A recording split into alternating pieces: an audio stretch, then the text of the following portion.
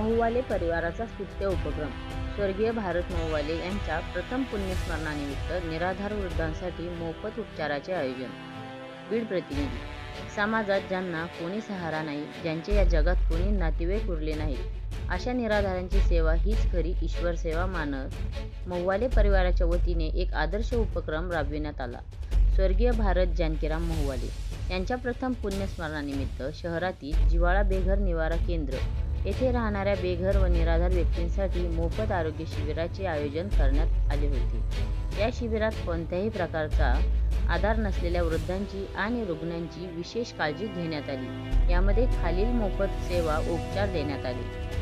त्यामध्ये रुग्णांसाठी मोफत मसाज आणि स्टीम थेरपी, जुनाट आजार व सांधेदुखीने त्रस्त असलेल्या रुग्णांसाठी आयुर्वेदिक पद्धतीने अग्निकर्म आणि विंध्यकर्मद्वारा मोफत उपचार करण्यात आले.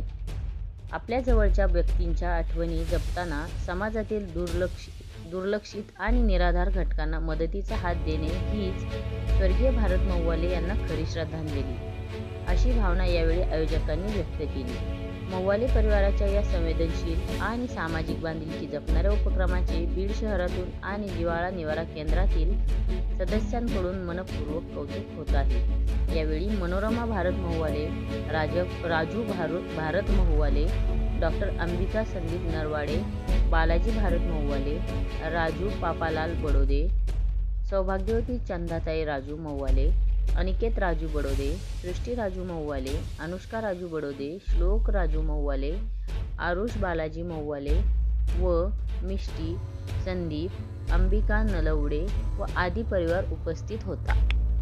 आणि काय होतं लोकांच्या ठिकाणी जे काही दुखणं आहे तुमचं दूर होईल, तुमच्या शरीरात मधला वाद कमी होण्यासाठी मदत होणार आहे. हा निमित्त आम्ही आज का साधला, हे जे काही तुम्हाला फोटोमध्ये व्यक्ती दिसत आहेत हे माझे वडील आहेत. तर त्यांना आता त्यांचं वर्षश्राद्ध येत्या 17 ऑगस्टला येत आहे.